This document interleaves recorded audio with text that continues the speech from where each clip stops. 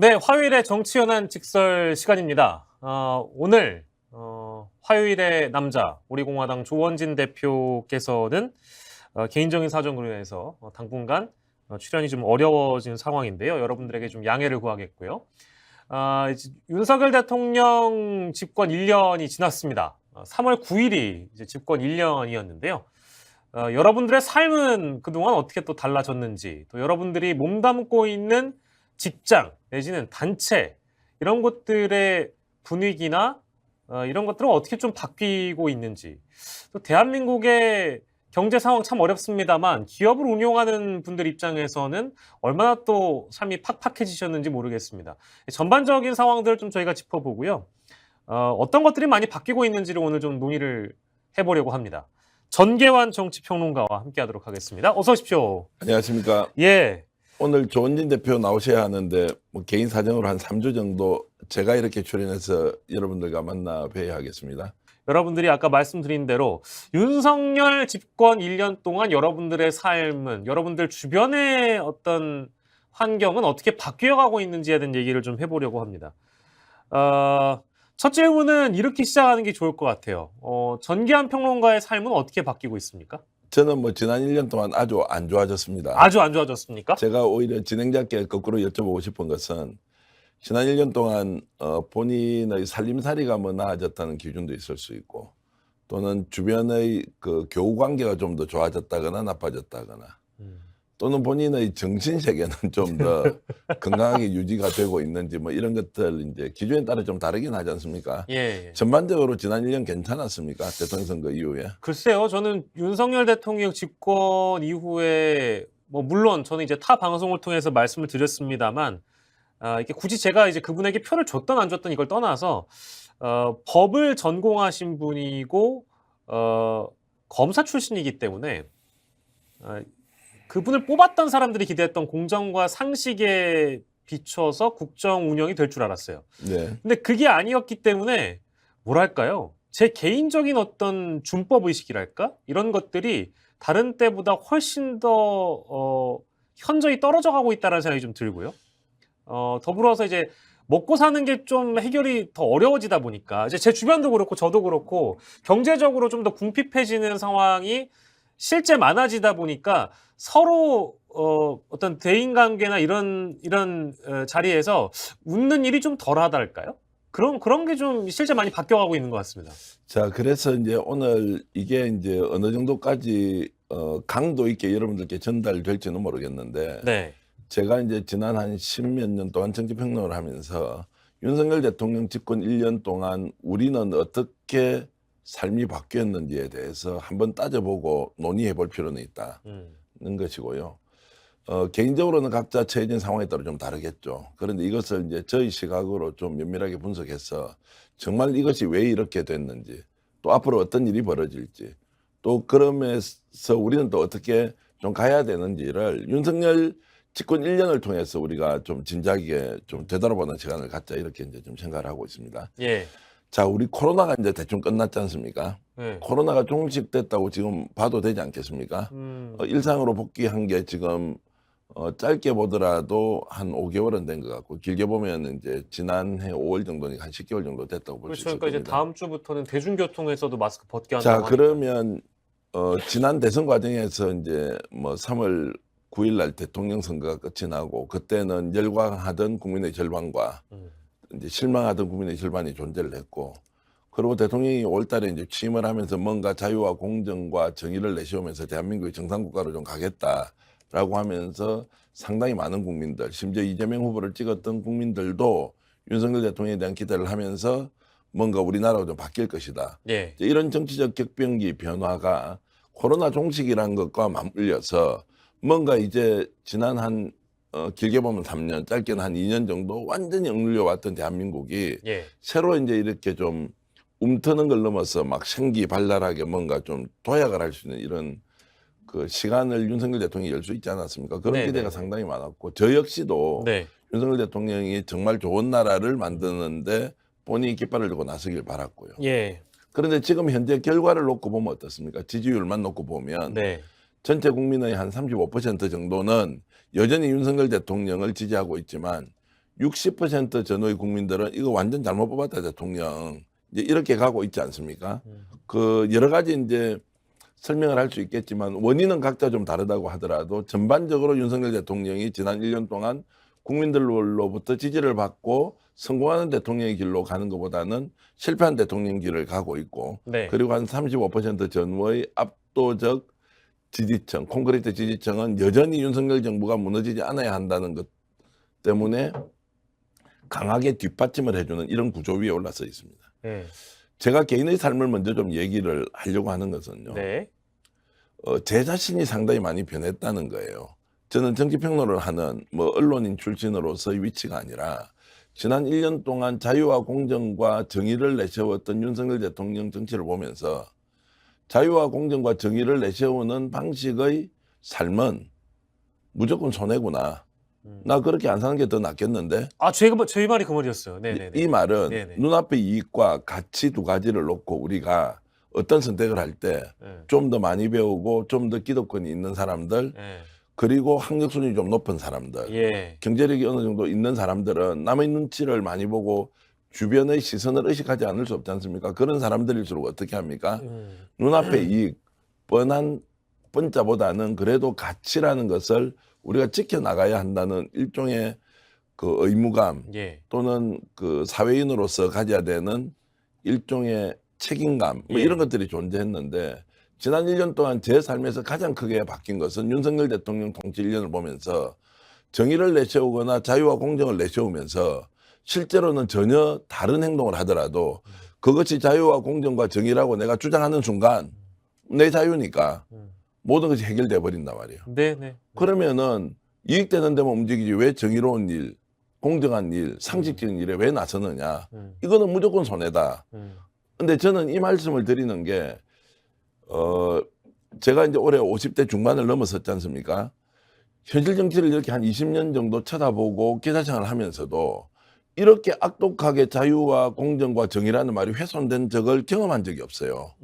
설사 나는 내 눈앞에 이익이 더 절실하고 또 그걸 통해서 내가 뭔가 획득하기 위해서 그것을 탐닉한 적은 있지만 예. 그래도 그 탐닉의 결과가 내 스스로 좀 부끄러워하고 이렇게 살아서는 안 된다는 약간의 수치심 같은 게 있었는데 네. 지난 1년 동안에는 그렇게 할 이유가 없다. 전혀 수치스러운 것도 아니고 내가 내 욕망을 충분히 달성하겠다고 한 이 행동이 정당화될 수 있겠구나. 이제 이런 것들을 제가 느껴버리니까 야, 지난 1년 동안 나의 삶의 가장 큰 변화는 사회적 책임 다 하지 않고 살아도 된다. 남들이 외치는 자유와 공정 정의는 편의적으로 외치는 것이지 그것을 내가 굳이 우리 사회를 규정하는 공동체의 규범처럼 생각하면서 살 이유가 없구나. 이런 생각은 저는 확실히 했습니다. 그러니까요.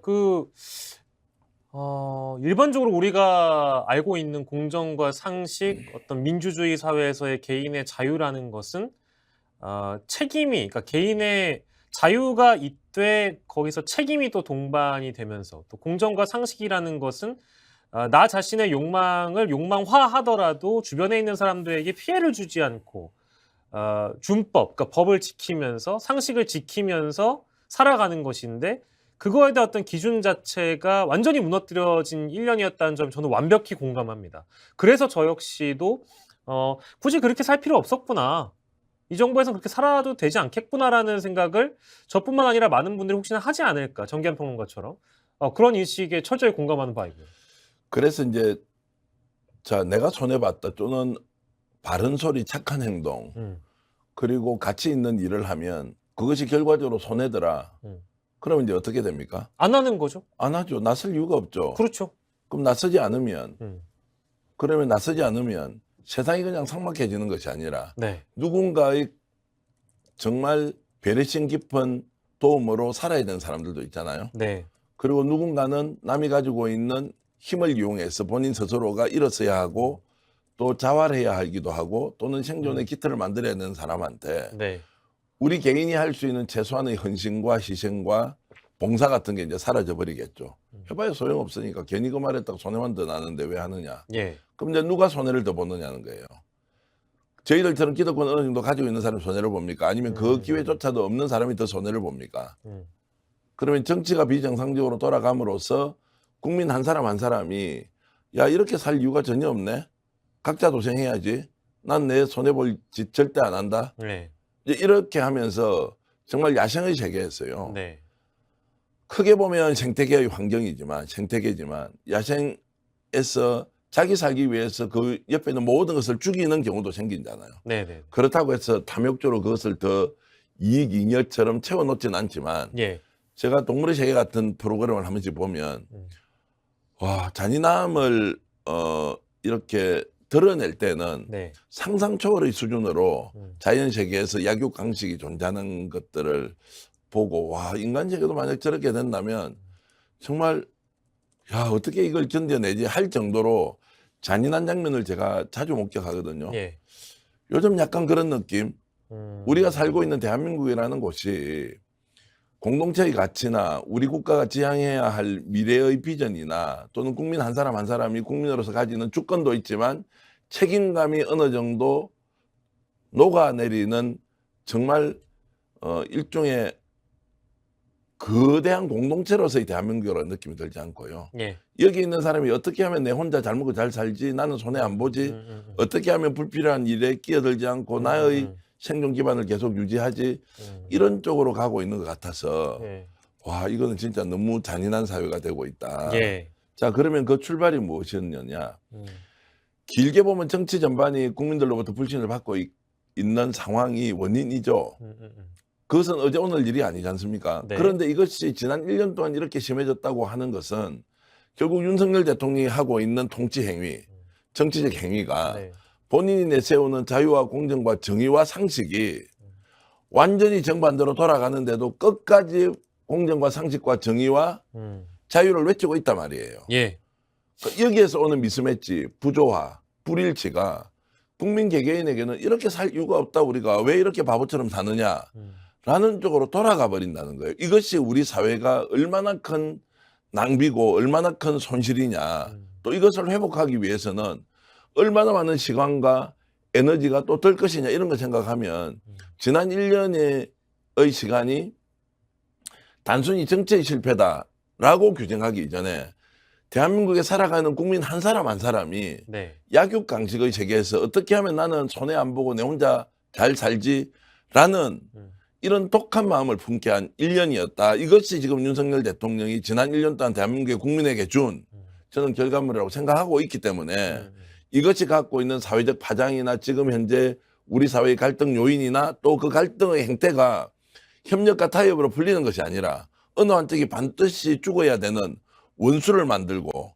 원흉을 만들어서 처단과 척결을 해야 되는 대상으로 가도록 그 감정과 그다음에 이 분열의 정오심 이런 것들을 더 키워주는 결과를 낳고 있다. 이걸 지금 반드시 우리 국민들이 정치인들이 알아야 한다. 이 말씀을 좀 드리겠습니다. 예. 400분 와 주셔서 함께 하고 계시고요. 김영대님 진심으로 후원 감사드립니다. 윤자윤님, 김옥자님, 엉겅퀴님, 플라이피그님, 방자유리님, 김순애님, 바닐라비님 하트 보내주셔서 감사드리고요. 바이론 레노님, 윤석열 대통령이 상식적이냐 이제 이런 댓글 주고 계시고 그렇습니다. 저희가 이제 오늘 그 어떤 윤석열 대통령의 정치 철학, 뭐 저는 뭐 사실 지금 이 정부의 어떤 국정 철학이나 정치 철학이 있는지는 잘 모르겠습니다. 지금 정기현 평론가 말씀 주신 것처럼 적을 만드는 정치, 피하 식별의 정치를 하면서 국민들을 두동강 내놓은 것도 사실이고요. 남의 어떤 이타적인 말을 우리는 주로 하게 되어 있는데 이기적인 삶이 아니라 이타적으로 우리는 어떤 사회 공동체 안에서 살아가는 것을 배워왔고 그렇게 살아왔는데 또 불구하고 굳이 그럴 필요가 없다라는 점을 느끼게 만들고 또 그 점에 내가 나서서 비판을 하거나 의견을 개진하면 내가 또 피해를 보기 때문에 하지 않는 사회가 되어가는 것 같아서 참 아쉽고요. 저는 이런 말씀을 드리고 싶습니다. 그 이태원 참사에 대한 접근이나 최근에 있었던 강제징용 피해자들에 대한 접근 이런 것들을 보면서 우리가 흔히 부르는 사회 안에서 부르는 이 피해자들에 대한 접근을 이 정부가 어떻게 하고 있는지를 보면서 저 스스로도 너무 제가 이타적인 마음을 땅바닥에 내려놓게 되는 상황이 되는 것 같아요. 그 이스마트님이 이렇게 질문 주셨습니다. 전 국민이 현재 저들의 비논리와 비상식으로 내몰리고 있습니다. 자, 우리는 살아남기 위해서 뭘 해야 되지요? 제 이런 생존. 생존. 예, 이제 살아남기 위해서 뭘 해야 되지? 맞는 말씀이에요. 그래서 저는 이제 이런 지난 1년의 비정상적인 정치가 국민의 개개인의 삶에 직접적인 영향을 미쳤는데요. 그 영향을 미쳤다는 것은 지금 현재 제가 갖고 있는 감정의 상태를 표현하는 것이 중요한 것이 아니라 내가 어떤 문제에 맞닥뜨렸을 때 어떻게 해결할 것인가에 대한 판단을 하지 않습니까? 지금까지는 어떤 냐면 필연적으로 생각이 다르면 갈등이 생기잖아요. 갈등의 조정의 양태는 어떤 것입니까? 내가 약간 손해보더라도 상대도 손해를 보는 선에서 그 손해 안에는 이익이라는 것도 숨어 있지 않습니까? 네. 이렇게 해서 좀 타협하고 협상하고 또 미래지향적으로 통합을 해 나가는 것이 일반적인 프로세스였는데 저나 제 주변에 있는 많은 사람들이 요즘은 어떤 문제가 생기지 않습니까? 갈등이 생기면 첫 번째 법적 기준밖에 없어요. 첫 번째 그 법적 기준을 내세워서 그냥 해결하자 말자 그냥 끝내. 아니 됐어. 나 너 안 해. 이제 이런 쪽으로 갈 수밖에 없는 것이 구구절절하게 옳고 바른 소리 하면서 협상하고 타협하고 그리고 미래지향적으로 협력관계를 유지한다는 것에 대해서도 실제로 믿지를 못하는 거예요. 그럴 바에 차라리 지금 이 순간을 단면으로 딱 잘라서 옳고 그름을 판단받아서 끝내자. 네. 이제 이렇게 가버리는 일종의 갈등 해결 프로세스에 너무나 이제 익숙하게 노출이 돼버렸죠. 그래서 어떤 사람이 어떤 문제가 생겼다 그러잖아요. 그러면 옳고 그름에 대해서 우리가 판단해 주려고 하잖아요. 왜냐하면 개입을 해봐야 타협이 되는 쪽은 오히려 결과적으로 그 타협이 유지될 가능성이 없다고 생각하기 때문에 일단 끼어들지 않죠. 두 번째, 내가 그런 문제에 맞닥뜨렸을 때도 누군가로부터 도움을 받을 수가 없어요. 남는 거는 뭐냐? 나도 남한테 끼어들지 않지만 남도 나한테 끼어들지 않죠. 그런데 이 문제는 충분히 대화와 타협을 통해서 풀 수 있는 것인데도 풀지 않는다. 마지막에 어디 가야 됩니까? 결국엔 법적 잣대를 가지고 가면 자 비용 많이 들죠. 시간 많이 들죠. 그리고 결과가 내가 원하는 대로 되느냐고요. 그러면서 어떻게 되느냐. 조금이라도 갈등이 생길 만한 일은 만들지 않게 되죠. 그럼 아예 안 하는 거죠. 예. 그럼 세상에서 제일 편한 게 아무것도 안 하는 겁니까? 대한민국이 이만큼 국민 1인당 국민소득이 3만 불이 넘어서고 선진국으로 진입을 했는데 아무것도 안 하고 가만히 있다가 이렇게 왔습니까? 누군가는 어떤 새로운 시도를 하고 그 새로운 시도를 통해서 실패도 하고 갈등도 생기고 그 갈등이 조정되기도 하고 어떤 경우에는 극단적으로 법적으로 가기도 하고 또 성공과 실패가 반복되면서 역사라는 것이 꾸준히 이렇게 진일보하면서 왔지 않습니까? 그것은 최초에 누군가가 새로운 시도를 했기 때문에 그렇죠. 그 시도라는 것은 불확실하지만 뭔가 희망을 가지고 비전을 설정하면서 이걸 통해서 우리 사회가 이루어낼 수 있는 내 자신의 성취 욕망, 성취 의지 이런 것들이 우리 공동체가 바라는 또 미래와 연결이 자연스럽게 되면서 많은 사람들이 새로운 시도를 하고 그 과정에서 성공과 실패가 섞여 있지만 이걸 통해서 다시 도약할 수 있는 이런 반복적 과정을 통해서 대한민국이 이만큼 발전해 오지 않았습니까? 그렇게 본다면 뭔가 새롭게 시도하는 것은 대한민국이 성장을 하기 위해서 필수적인 것인데도 불구하고 예. 아무것도 하지 않는 것이 제일 편하다. 근데 나는 가지고 그냥 지키고 있을래. 쓸데없이 나섰다가는 손해보는데 그렇죠. 찍히면 안 되는데 이렇게 우리 사회적 에너지가 각 개인으로부터 작동하기 시작하면 국가 발전의 원동력은 어디에서 그러면 생기느냐. 국가라는 것이 국민 개개인 한 사람 한 사람이 정말 거대한 천문학적인 퍼즐에 한 사람 한 사람이 놓여서 작동되는 거지 않습니까? 상호작용을 하면서. 예. 그러니까 이게 단순히 정치의 실패뿐만이 아니라 내 삶을 지난 1년 동안 어떻게 이 정치가 바꿨으며 내가 어떤 문제에 맞닥뜨렸을 때 어떤 프로세스로 해결을 하고 있는지 또는 그 프로세스의 결과가 났으면 무조건 손해라고 해버렸을 때 나는 나서지 않고 그냥 하는 대로 그냥 살란다. 아무것도 안 할란다. 그렇게 해서 새로운 일에 도전도 하지 않는 이런 것까지 지금 만들고 있는 상황이다. 이런 말씀을 드리겠습니다.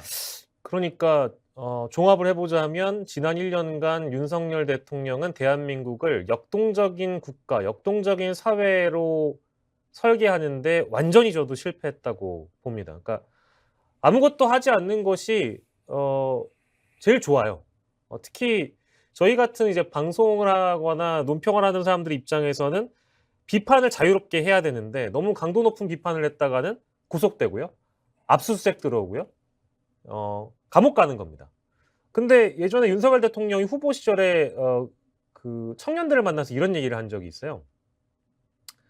여러분들이 기소가 돼서 재판에 넘어가서 대법원 가서 무죄를 받는다고 해서 당신의 인생이 무죄가 되는 게 아니다. 기소가 됨으로 인해서 얼마든지 우리의 삶이, 당신의 삶이 황폐화될 수 있다는 얘기를 윤석열 대통령 후보 시절에 본인이 얘기를 합니다.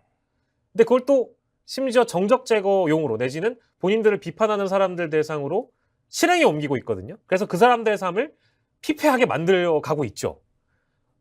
이건 이제 법적인 얘기고, 언론이나 이제 이런 비평을 하는 쪽 얘기고, 다른 한쪽으로는 노동 쪽만 보더라도 법적 제도화 시켜서 69시간의 노동 유연성을 지금 만들어 놨는데, 사람들이 막상 그걸 이제 제도화 시켜가지고 근로시간을 늘려놨다고 해서 노동의 어떤 분야가 역동적으로 흘러가진 않아요. 그렇지 않습니까? 69시간으로 제도적으로 늘려놨다고 해가지고 막 그 산업화 시절처럼 사람들이 열심히 땀을 흘려가지고 대한민국이 성장이 되지 않는다니까요. 그건 물리적으로 늘려놓은 것뿐이에요. 사람들은 그렇게 제도적으로 늘렸다고 해가지고 본인이 그 산업에 뛰어들거나 노동에 뛰어들지는 않습니다. 억지로 만들고 있다는 거죠. 인위적으로. 그러니까 이제 지금 월급만 많이 주면 하루에 노동을 8시간이 기본인데 18시간 할 수 있습니까? 안 된다니까요. 아니, 하지 않습니다. 그렇게 세상이 바뀌었다고요. 근로시간이 연장돼야 될 필요가 있는 산업의 부문이 있겠죠.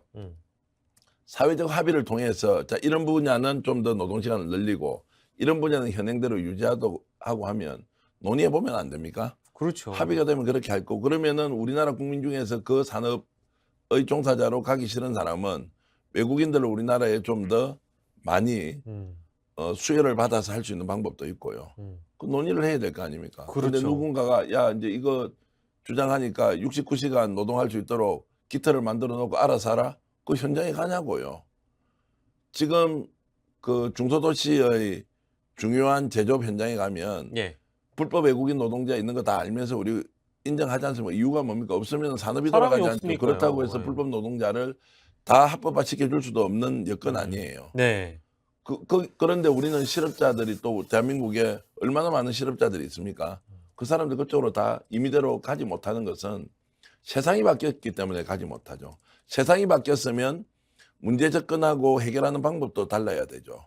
왜냐하면 내가 돈을 많이 버는 것보다 내가 가지고 있는 인간으로서의 행복 추구권이 더 중요하기 때문에 적당한 노동과 적당한 휴식을 병행하고 싶은 이런 마음이 과거에 비해서 훨씬 더 많은 거죠. 예. 저희들 때보다 지금 젊은 사람이 다 하고 우리 앞 세대인 우리 부모님 세대는 그런 거 관계없이 오로지 자식들 교육을 위해서 먹고 사는 걸 위해서 하루에 20시간씩 또 노동도 했다는 이런 이야기들이 들리지만 예. 그것은 그 시절에 그렇게 할 수밖에 없었던 상황이고 지금은 세상이 바뀌었기 때문에 제도도 바뀌어야 하는데 지금 현 정권 윤석열 대통령이 그렇게 보지 않는 것 같아요. 제가 좀 과하게 표현하면 이런 것 같아요. 우리 사회 공동체 하나를 놓고요. 세상에는 범죄와 비범죄만 존재합니까? 세상은 범죄와 범죄 아닌 것만 존재합니까? 그러면 우리나라에서 지금 검찰이 수사를 하고 경찰이 수사하고 고소고발로 수사도 많이 있고 인지수사도 하고 또 형사사건 같은 경우는 매일 터져서 이렇게 조사하고 수사하고 이렇게 하지 않습니까? 네. 모든 세상에서 일어나는 범죄는 우리 사회가 다 다룹니까? 다루어내냐고요.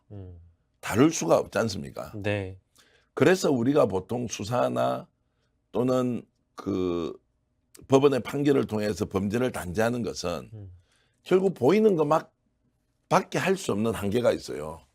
우리가 저지르는 모든 범죄를 법적 잣대로 다 할 수가 없어요.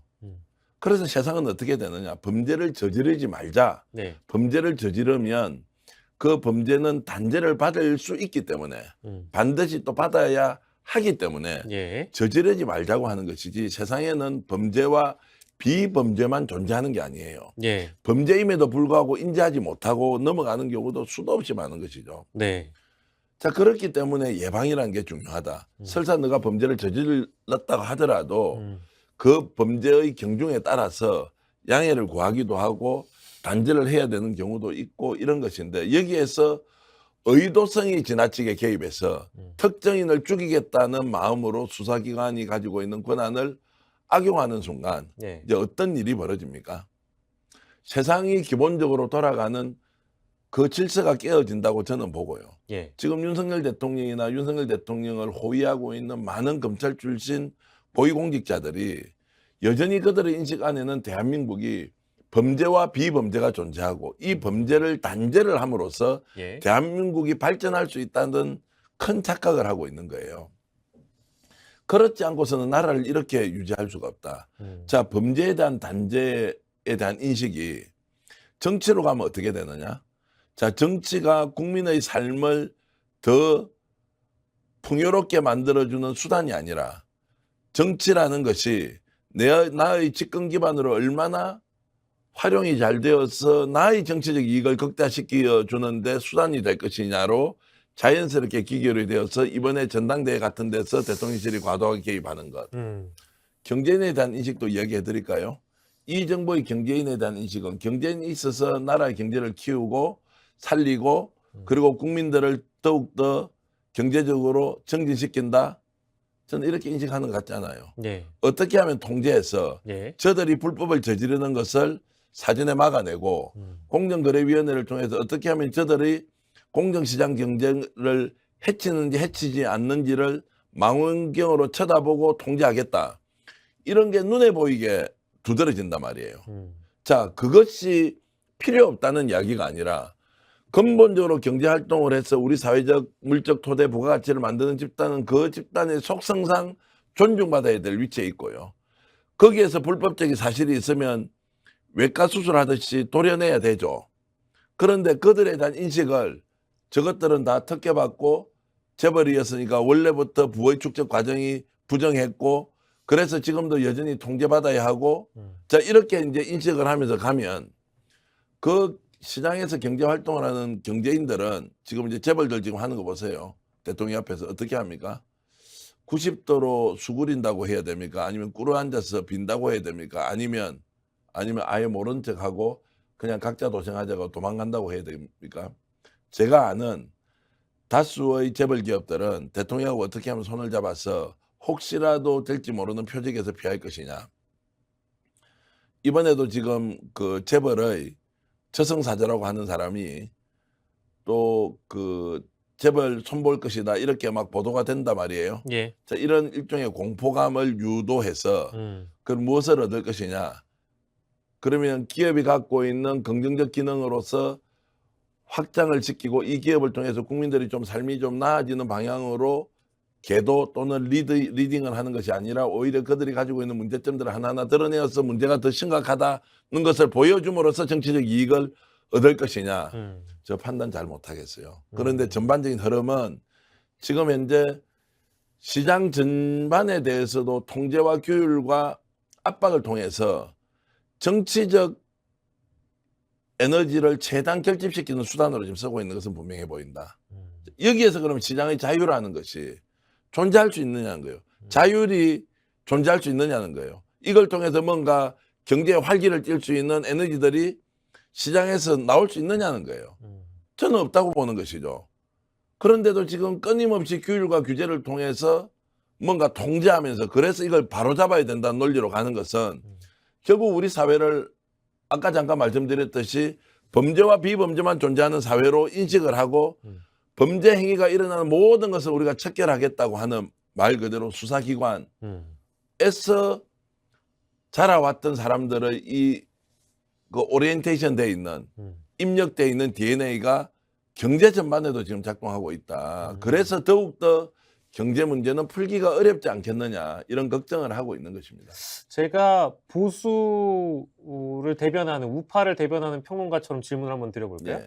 지금 말씀해 보시니까 기업들이 오히려 더 활동하기가 어려운 정부에 우리는 살고 있다 이렇게 말씀 주시지만 사실 기업의 제도적 편의를 많이 봐주고 있는 것도 사실 아니겠습니까? 예를 들면 뭐 법인세 감세라든지 뭐 예를 들면 뭐 69시간 노동도 사실은 뭐 사용자가 좋은 제도인 거니까 더불어서는 뭐 세금 감면뿐만 아니라 뭐 사실상 친기업의 방향에 맞춰서 가고 있는 거 아니냐라는 평가가 나오기도 하잖아요. 근데 왜 기업하기가 어렵다고 정기한 평론가 평가하느냐라고 뭐 반론할 수 있겠죠. 그 기업하기 어렵다는 이제 그것도 좀 더 이제 자세히 살펴보면 기업들이 움직인 행태가 시장 원리에 적합하게 적극적으로 활동을 하면서 새로운 신기술 또는 새로운 신산업 또는 지금 현재 사업을 확장하기 위해서 투자적 기조를 유지하면서 가느냐, 아니면 정부로부터는 이미 기득권이 되어 있는 기업이 어떻게 해서든 법인세 감면이나 이런 혜택을 받고 사업을 확장하는 것이 아니라 현재 유지 운영하는 데 필요한 수단으로서 이 정권을 이용하느냐, 저는 명확하게 다르다고 보고요.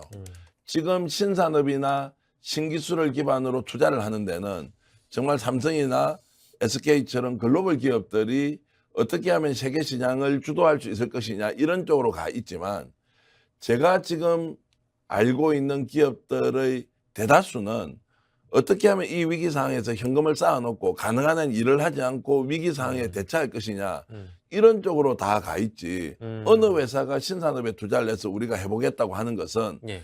간혹 우리가 경제신문을 통해서 보긴 하지만 예. 사회 전반적인 흐름과 기조는 새로운 걸 한다, 이런 것들을 거의 느낄 수가 없어요. 그런 것들은 새로운 산업에 대한 투자를 한다거나 이러면 은행권이나 정권가 이런 데 가보지 않습니까? 예. 누군가 신산업에 투자한다 이런 건 아예 분위기 자체를 느낄 수가 없고요. 오로지 지금 현재는 생존의 기반 위에서 윤석열 정권 5년 동안은 참고 견뎌야 한다, 이런 쪽의 기조가 훨씬 많기 때문에 예. 어떻게 해서 새로운 일자리가 생기며 어떻게 해서 새로운 부가치가 만들어질 것이냐, 이제 이런 것들로 보면 시장 전반이 기업을 중심으로 네. 활력이 굉장히 떨어져 있다. 이것을 단순히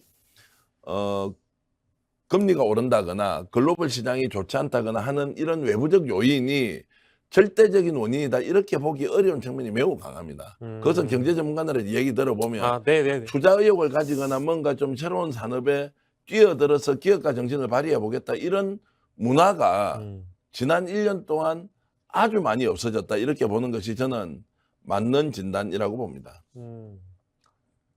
경직된 사회가, 그러니까 뭐 각 분야에서 경제뿐만 아니라 뭐 기업뿐만 아니라 모든 분야에서 경직된 분위기가 조성되어 가고 있다는 거는, 그런 비판은 피하기가 어려울 것 같고, 이제 그런 차원에서 기업 운영이 얼마나 힘들어지고 있는지, 자유롭지 못한 건지에 대한 비평을 주신 거고, 저희가 말씀드리는 사이에 뭐 이제 벌써 600명의 구독자 여러분들 함께하고 있는데, 타르타르님, 사람 냄새 난다고 전기한 박영식을 평가해 주셨네요. 감사드립니다. 사레울님, 스픽스 감사합니다. 번창하시길.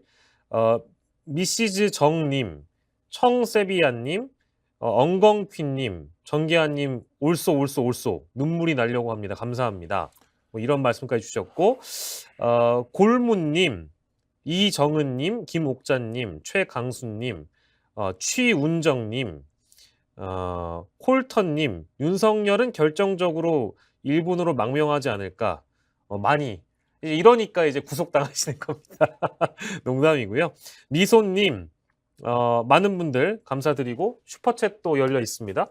아무튼 끝까지 저희가 동접이 1000명 넘을 때까지 좀 함께 해보면 좋을 것 같은데, 경제 분야를 저희가 짚어봤으니까 언론도 한번 짚어볼까요? 언론도 마찬가지의 분위기가, 언론의 어떤 보도 방향이나 보도 행태 이런 것들이 많이 경직돼 있다는 지적은 저희가 뭐 직설을 통해서든 많은 방송을 통해서든 하고 있습니다만, 집권 1년 차를 바라보고 집권 1년이 지난 언론의 환경은 여전히 편향적이라고 평가할 수 있겠습니까? 어떻습니까? 첫 번째, 이제 질문하신 우리 진행자께서 언론을 얼마나 믿는지, 우리 방송을 보는 시청자 여러분들이 지금 언론을 얼마나 믿습니까? 내 생각과 다르다, 이런 걸 좀 떠나가지고요, 사실 보도 그리고 분석 보도 이런 거 보시면, 야, 언론에서 저렇게 이야기하는데 얼마나 믿지? 또 이것이 지난 1년 전과 5년 전과 10년 전과 비교했을 때 언론의 보도 내용에 대해서 나의 신뢰도는 어느 정도 있는지, 이렇게 질문을 좀 해보면 뭐 저는 뭐 금방 답이 나올 것 같습니다.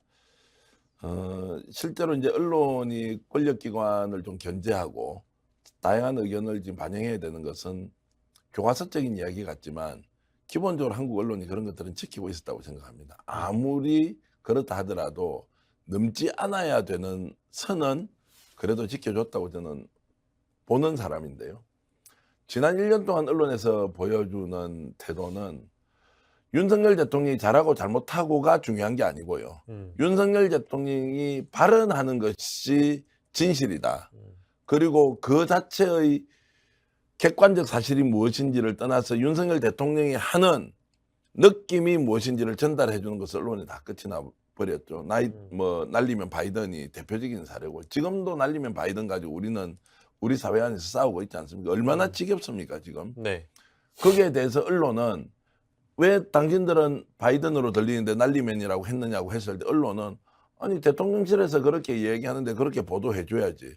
그러면서 그것을 30%는 철떡같이 이제 믿고 있습니다. 철석같이. 네. 이제 이런 쪽으로 언론이 나가버렸죠. 저는 이것을 언론이 갖고 있는 성향, 정치적 성향이 이익화됐다고 저는 그렇게 표현을 합니다. 언론이 자신이 가지고 있는 원래 정치 성향을 드러내어서 그 기준과 관점으로 보도하는 것이 아니라 나에게 이익이 되느냐 아니냐를 가지고 언론이 이미 자기들의 이익에 부합하는 쪽으로 보도를 다 해버립니다. 김건희 여사가 해외 순방 가서 이런저런 막 난리가 나가지고 국민들이 스트레스를 받고, 우리 여사가 왜 저래, 외국 나가서 대통령 영부인으로서 꼭 저렇게밖에 못해 라는 비판이 있지 않습니까? 그리고 그것이 최고조로 달할 시점이 있었어요. 그때 일부 언론에서는 이렇게 보도합니다. 김건희 여사가 등장해서 이제 드디어 대한민국이 국위 선양을 할 수 있는 가장 좋은 때를 만났다. 문재인 대통령의 김정숙 여사와 비교했을 때는 인물도 훨씬 낫다. 이런 거를 보도합니다. 그래서 저는 이제 언론이 정말 이 정도까지 나서서 해줘야 되느냐 이거를.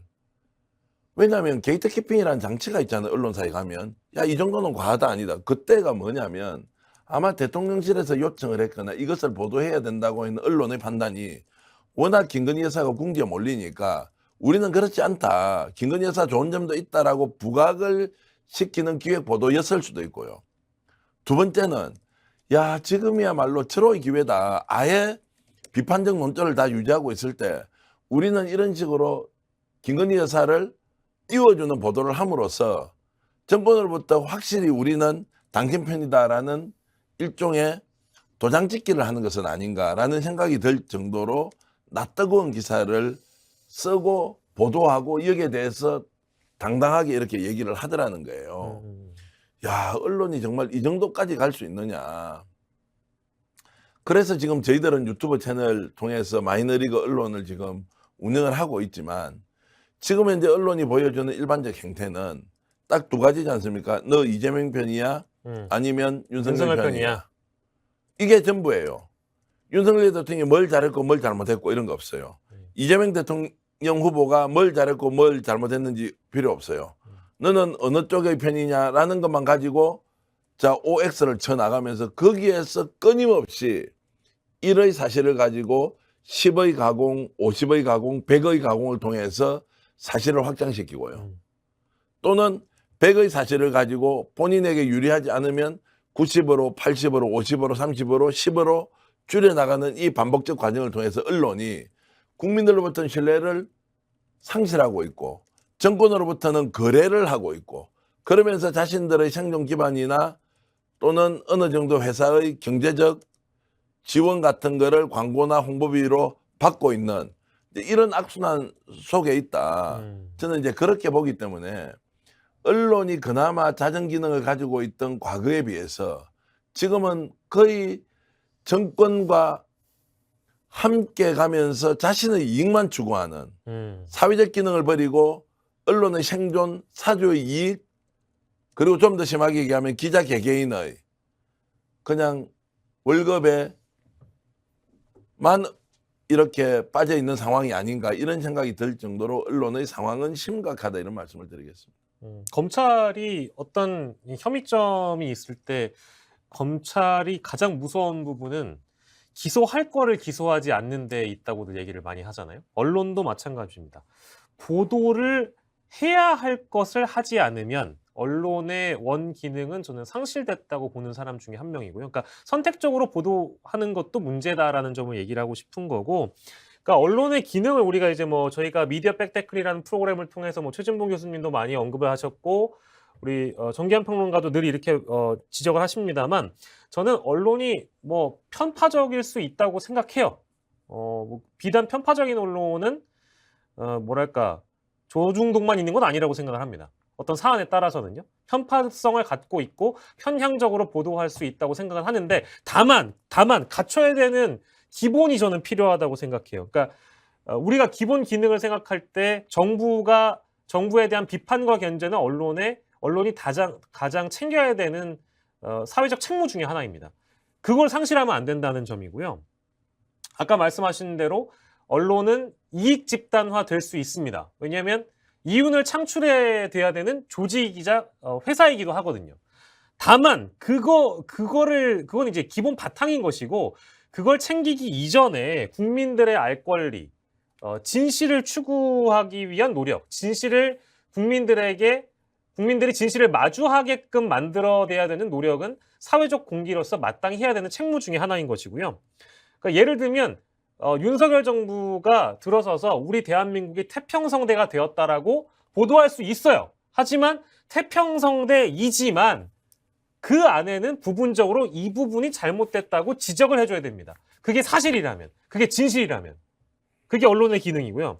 그러니까 이번에도 이제 한일 정상회담을 우리가 기다리고 있기 때문에 언론은 어떻게 보도를 해야 되는가? 기본 방향만 제 관점에서 말씀을 드리자면 한일 외교가 미래지향적으로 나가야 된다라는 점에 동의하지 않을 국민은 아무도 없습니다. 다만 이 부분은 굴욕적이었다.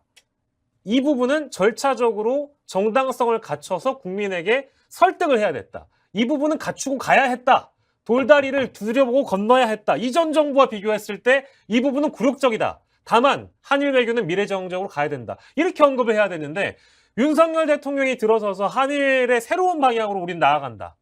이게 맞다는 건 아닌 것이죠. 이걸 이제 설명하고자 정기한 평론가가 어떻게 언론의 이익 집단화 되는가에 대한 설명을 해준 겁니다. 우리가 이제 언론 구성원이기도 하잖아요.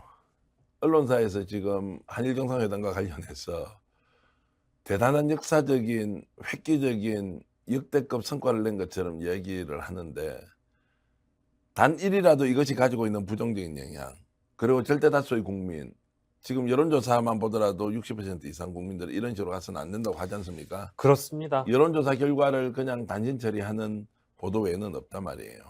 그럼 이게 진짜 한일 관계의 미래를 위해서 도움이 됩니까? 윤석열 대통령이 위대한 업적을 남긴 게 됩니까?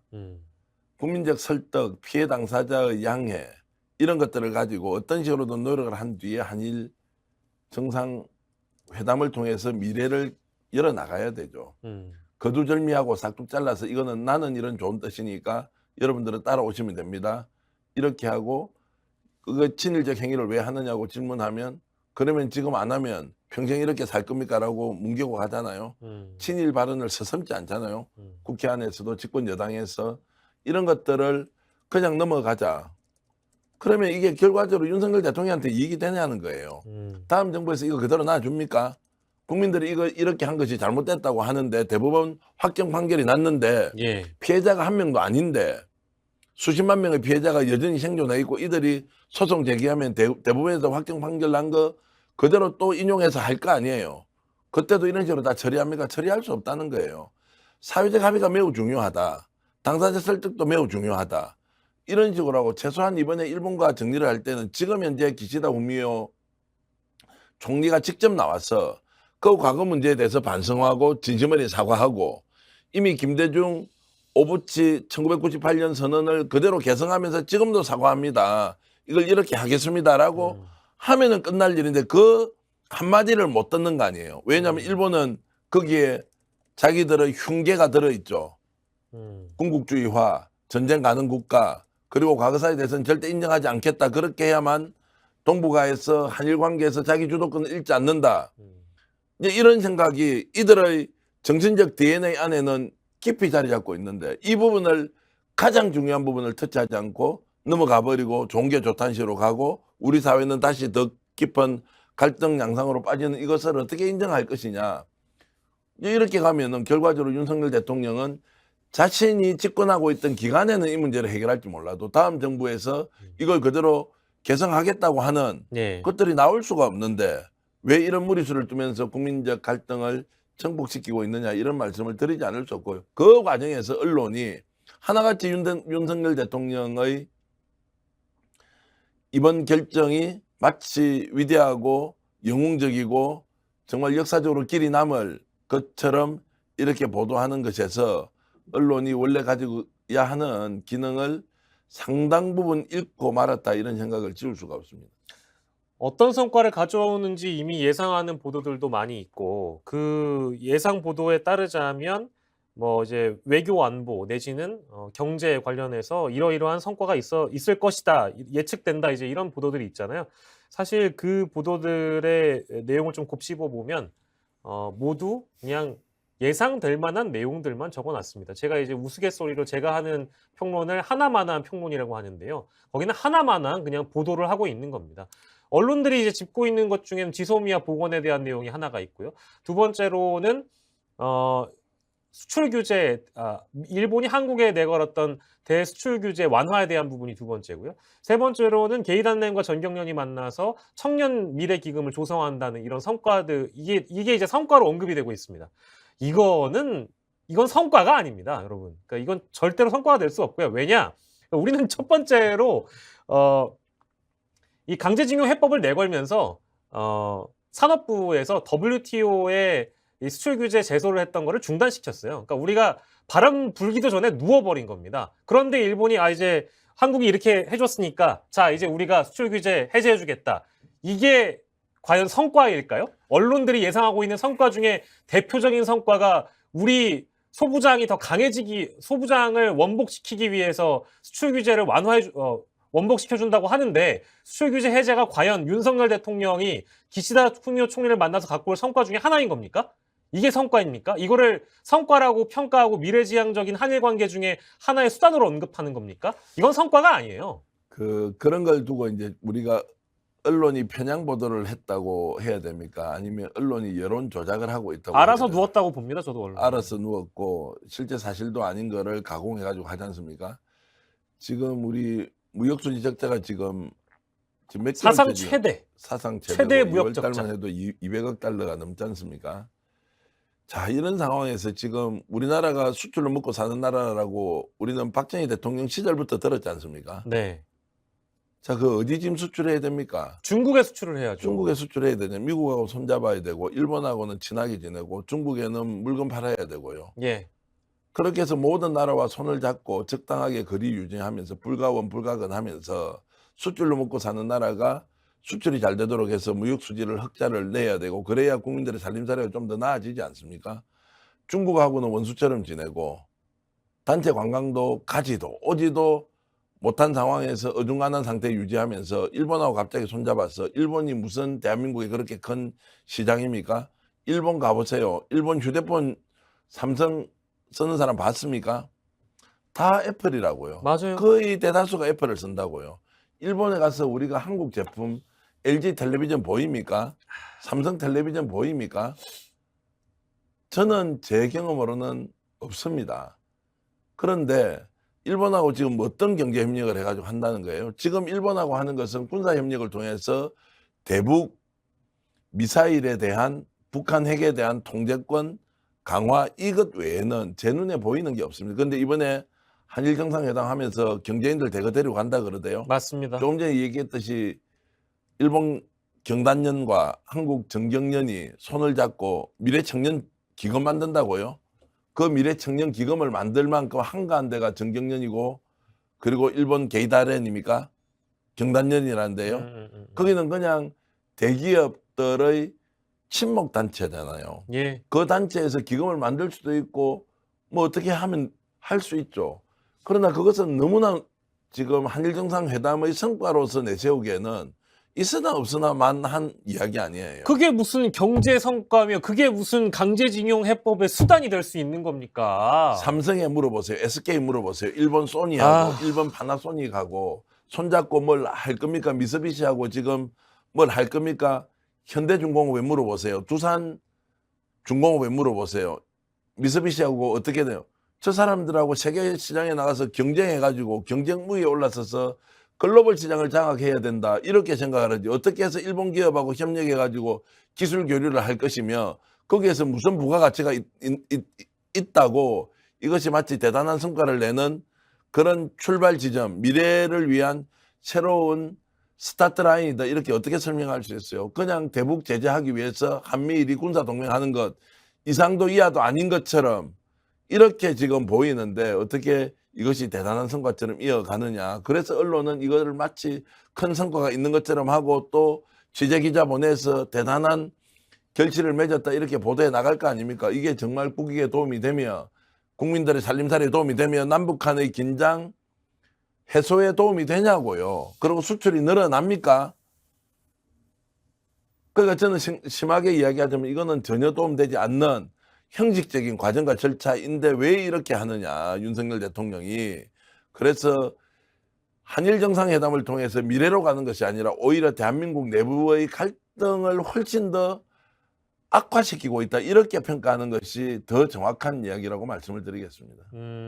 그리고 최근에 그 대통령실과 윤석열 TV죠. 그 윤석열이라는 유튜브 채널에서 공개한 쇼츠 영상을 보면 마치 미래지향적인 한일 관계로 나아가면서 양국이 좋아지는 파트로는 관광객 서로가 교류하고 있는 관광객에 대한 게 쇼츠 내용에 담겨 있더라고요. 뭐 우리만 일본 갑니까? 일본 사람들도 한국 옵니다. 한국 경제가 더 도약하기 위해서 관광 산업이 필요한 산업 부문 이죠. 20개 중에 1개쯤은 들어갈지 몰라도 그렇죠. 지금 한일 교류 협력 강화를 통해서 관광 산업을 키워오면 지금 무역 수지 적자가 해소가 되고 이렇게 갈 만한 핵심적인 사안입니까? 그러니까요. 저는 그러니까 저희가 이제 결과적으로는 드리고 싶은 말씀은 문제는 이 정치 철학과 정치 인식, 어떠한 인식으로 현 정치를 바라보고 있는가에 대한 지점, 그리고 어떠한 철학을 가지고 국정 운영을 하고 있는가에 대한 부분인데 다 예상이 됐던 겁니다. 아까 이제 그 수출 문제, 이제 우리나라가 뭘로 먹고 사는 나라냐, 어디에 수출을 가장 많이 하냐, 중국이잖아요. 탈중국을 언급했던 분이 바로 이분입니다. 탈중국. 이 얘기 듣고 전 진짜 깜짝 놀랐습니다. 탈중국 선언을 하고 나서 실제 외교 전문가들, 그러니까 윤핵관이 되고 싶어하는 학자들조차도 그렇게까지 언급을 안 했는데 탈중국을 얘기를 해버려요. 이제는 미국 편을 들어줘야 된다. 외교마저도 누군가의 편을 들어주는 방식으로 하고 있는데 그 외교가 어디에 이제 영향을 줬냐? 경제에 영향을 줬다고요. 그래서 우리 지금 어떻게 되고 있습니까? 무역 적자가 사상 최대인 상황이고 심지어 미국에 경도된 외교를 함으로 인해서 미국은 어떻게 하고 있나요? 중국과 뒷공무로 손잡고 본인들은 잘 먹고 잘 살아요. 근데 우리만 손해인 겁니다. 크게 보면 지금 나라가 제대로 작동하지 않는다 이렇게 좀 봐야 하고요. 또 정치를 하고 있는 윤석열 대통령이 방향을 잘못 잡고 있기 때문에 상황은 더욱더 악화되고 있다. 자, 이런 것이고요. 다만 지금 많은 국민들이 실망하고 그래도 지금 어디 좀 기댈 데 없이 절망하고 막 분노하고 있으면서도 목소리를 내지 않지 않습니까? 네. 이유가 뭡니까? 자, 길을 잃어버렸다는 것은 다 알겠는데 어떤 길로 가자고 누가 추천하는 사람이 없어요. 그러면 대표적으로 민주당이든 이재명 대표든 야당 쪽에서 자, 이것은 아니기 때문에 어떻게 가자고 해야 되는데 야당은 야당대로 볼멘 소리예요. 우리가 이야기하는 거 언론에서 보도 안 해준다 그러죠. 저는 거꾸로 언론에서 보도 안 해주는 문제가 아니라 야당이 정말 제대로 그럼 국민들의 길을 터주고 있느냐. 이것이 지금 없는 상황이니까 자, 우리 모두 길을 잃어버렸다는 것을 인식하는데 이 잘못된 길을 어떻게 바로잡을 것이냐라는 세부적인 대안으로 가면 지금 답이 없는 거예요. 그러니까 윤석열 대통령은 잘못 선택한 길을 무한질주하는데 제어할 수 있는 브레이크 장치가 우리 사회에 존재하지 않는 거예요. 그러면 정치 집단이 이것을 어떤 식으로든 통제를 해야 되는데 네. 169석의 제1야당이 아무런 기능을 못하는 것처럼 국민들한테 큰 실망을 주니까 이것을 객관적으로 바라보는 국민의 관점에서는 야, 이거 나라 정말 어떻게 할 거냐. 이대로 가면 끝인데 우리 도대체 어떻게 해야 돼. 이제 이러면서 법치, 상식, 공정, 자유 다 무너져 버렸죠. 음. 범죄와 비범죄로 우리 사회를 단순하게 양분시켜서 예. 검찰이 수사권으로 모든 국가를 통제할 수 있다. 국가 기능을. 이런 데 나서서 하루도 빠지지 않고 검사 또는 검사 출신들이 대한민국 언론을 장악하고 있고, 자, 그렇게 언론을 실제로 기사로 도배를 하고 있지 않습니까? 언론은 그런 윤석열 대통령의 방해에 딱 맞춰가지고 다수의 언론은 이런 내용을 보도하면서 마치 대한민국이 정상적으로 잘 돌아가는 것처럼 계속 알리고 있고요. 무역 수지는 이렇게 골마 터질 대로 적자가 계속 쌓여가고, 한일 관계 개선은 국민들이 더욱더 분열된 상황에서 마치 미래인 것처럼 하는데 군사 동맹이 지나지 않고 예. 중국과는 점점점 멀어져 있는 상황을 지켜볼 수밖에 없다. 음. 이 상황이 더욱더 악화되고 있음에도 불구하고 대안이 없다는 이유로 국민들은 이런 걱정들을 표출할 수 있는, 또는 이것을 적극적으로 드러내놓고 뭔가 윤석열 대통령을 통제할 수 있는 수단조차 가지고 있지 못한 상황. 예. 그러니까 절망이 이중, 삼중, 사중으로 겹쳐져서 더욱더 고통스러워지고 있는 상황이다. 이런 말씀을 드리겠습니다. 저희가 지금 K힘내님께서 K힘내님 지금 듣고 계시죠? 댓글에 반복적으로 써주셔가지고 다른 분들도 도움 말씀을 주시긴 했는데, 다음 주에 조원진 우리공화당 대표님의 논평이 기다려집니다. 스픽스 파이팅입니다. 말씀 주셨는데요. 일단은 지금 저희가 들은 바로는 3주 정도의 기간이 필요한 것 같습니다. 일단 조 대표님 개인적인 사정으로 3주 정도의 기간 동안은 저와 정기한 평론가가 이 시간에 여러분들과 함께 윤석열 집권 1년에 대한 심층 분석을 이렇게 조목조목 좀 해보려고 하는데요. 그때 맞는 또 현안들이 있을 겁니다. 또 지금 이제 말씀 주시니까 갑자기 떠오르는 게, 방통위원장마저 검사 출신의 거론이 되고 있어가지고 이 내용도 저희가 다음 주에는 정말로 방통위원장을 고검장 출신을 인사를 안 친다고요? 이제 이 내용까지 다뤄봐야 되기 때문에 전반에 걸쳐서 앞으로 3주간 다뤄볼 예정이고요. 차후에 조원진 대표 출연은 저희가 고지를 해드리도록 하겠습니다. 충분한 설명이 되셨죠? 지금 이제 지난 1년을 되돌아보면서 단순히 그냥 사회적 양극화가 심화되고 있다. 그리고 비정상적인 기득권이 강화되고 있다. 다 맞는 말이지만 예. 그것보다도 더욱더 우리가 심각하게 좀 인식해야 될 것은 저는 나라가 가라앉고 있다. 국가가 침몰하는데 속도가 더 나고 있는 것 아니냐. 저도 동의합니다. 제대로 작동되지도 않고 대안도 없다. 이런 상황에서 무한폭주가 이루어지고 있고, 그리고 검사가 가장 유능한 집단이고 검사들을 통해서 국가를 통제하고 통치하는 것이 지금 현재 대한민국 수준에서는 최적이라고 생각하는 윤석열 대통령의 인재관 또는 용인술, 이런 것들이 우리 사회를 큰 불행으로 지금 몰아넣고 있다. 이것은 지금 무엇인가 어떻게 보이지 않지만 우리 사회 전체가 지금 침몰의 국면으로 가고 있기 때문에 이것을 어떤 식으로든 통제할 수 있는 방법을 찾지 않고서는 정말로 나라가 무너져 내려서 우리가 정말 되돌이킬 수 없는 위험에 빠질 수도 있다는 생각으로 예. 지금 이 현안을 시청자 여러분이 비록 작은 몸이고 나는 내 위치가 이거밖에 되지 않지만 우리가 인지하고 국민의 한 사람으로서 우리나라를 어떻게 다시 끌고 가야 하는지를 생각하는 소중한 시간을 갖길 진심으로 바라겠습니다. 네, 경제 분야, 언론 분야에 대해서는 저희가 충분히 얘기를 한 것 같은데, 집권 1년을 되돌아보고 또 향후에 대한 전망을 좀 해보는 시간을 다음 주에도 한번 마련을 해보도록 하겠습니다. 저희 뭐 겸손하게 좀 표현하자면 보잘것없는 저와 우리 정기한 대표가 조원진 대표를 대신해서 이 무게 있는 시간을 좀 채워보려고 많이 노력을 했는데 성적은 또 그에 미치지 못했던 것 같네요. 하지만 600분의 소중한 구독자분들이 들어와 주셔서 시청해 주셔서 대단히 감사드리고요. 바닐라빈님, 챗본님, 홍대비님, 끽다거님, 사레울님, 풍우님, 윤석열 타도하자님, 갈고리님, 골드님, 민들레님, 만파식정님, 총사비아님, 실성사이다님, 아이디가 재밌으시네요. 훈님님, 문형열님 감사드립니다. 스픽스 구독, 좋아요 반드시 해주시고요. 대구 스픽스도 여러분들 구독, 좋아요 한 번쯤 꾹 눌러주시면 대단히 감사하겠습니다. 오늘 저희 방송은 여기서 줄이도록 하고요. 저희는 다음 주 화요일 12시에도 같은 멤버로 돌아오도록 하겠습니다. 여러분 대단히 고맙습니다.